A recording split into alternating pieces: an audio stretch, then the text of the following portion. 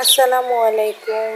আজকে একটা নতুন ব্লগ নিয়ে চলে আসলাম। আপনারা কে কেমন আছেন অবশ্যই জানাবেন। আজকে আসলে তেমন রান্নাবান্নার তেমন কিছু ব্লগ না, ব্লগটা হলো আমার বাড়ির সামনের একটা রাস্তা নিয়ে। বহুদিন ধরে কাঙ্ক্ষিত একটা রাস্তা, ইদানিং ইট সোলিং হয়েছে জাস্ট।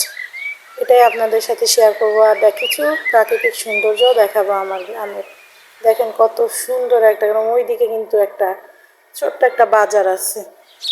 দেখেন কত সুন্দর আমাদের গ্রাম, আসলে আশেপাশে অনেক সুন্দর একটা পরিবেশ। আচ্ছা যাই হোক, যে রাস্তাটাই দেখাবো, দেখেন এই রাস্তা ধরেই সোজা চলে যেতে হবে আমার বাড়ির সামনে দিয়ে। আচ্ছা যাই হোক, অনেক সুন্দর একটা রাস্তা, বহুদিনে কাঙ্ক্ষিত একটা রাস্তা। শুধু রাস্তাটার ভিউ দেখেন, অনেক সুন্দর সুন্দর রাস্তার দুই দিকে গাছপালা আছে এবং বাড়ির ভিতর দিয়ে একটা খুব সুন্দর রাস্তা, বাঁক, এবং আমাদের একটা পুকুর আছে। দেখেন এটা আমাদের পুকুর, বাড়ির পুকুর। অনেক সুন্দর পরিবেশ পুকুরটার আশপাশে। এটাই রাস্তাটা করা হয়েছে। জানি না বৃষ্টির সময় রাস্তার অবস্থা ঠিক কীরকম হবে, তবে বহু কাঙ্ক্ষিত রাস্তাটা যে অবশেষে হলো, এটাই অনেক কিছু।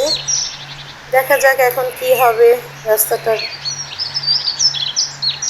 বিকেলবেলা অনেকেই বের হয়েছে। তারপর দেখেন আকাশটা আজকে মেঘলা মেঘলা, সারাদিন ঝিরিঝিরি বৃষ্টি পড়ছে। ওই যে ছেলে মেয়েরা বসে পড়ছে, এখন কিন্তু ঠিক সন্ধ্যার আগ মুহূর্ত। যারা মাদ্রাসায় পড়ে তারা আসছে আর কি, মাদ্রাসা থেকে এসে গোসল দিতেছে, সন্ধ্যা বাতি দিতে হবে। দেখেন এই হলো আমাদের বাড়ি, আমার বাড়ির সামনেই রাস্তাটা। আর এটা হলো আমাদের বাড়ি। আর এখান থেকে ধরে ওই শেষের বিল্ডিংটা পর্যন্ত তো দেখা যাইতেছে, ওটা আমাদের পুরাটা শ্বশুর বাড়ি আর কি। দেখেন রাস্তার পাশে আমাদের একটা খুব সুন্দর একটা পুকুর আছে।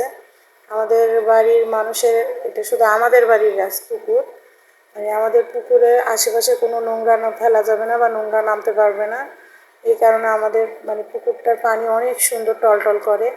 এবং আমাদের বাড়ির মানুষ আসলে অনেক সচেতন, পুকুরে কেউ নোংরা ফেলাতেও পারে না, পুকুরের আশপাশে কেউ নোংরা ফেলানোর কোনো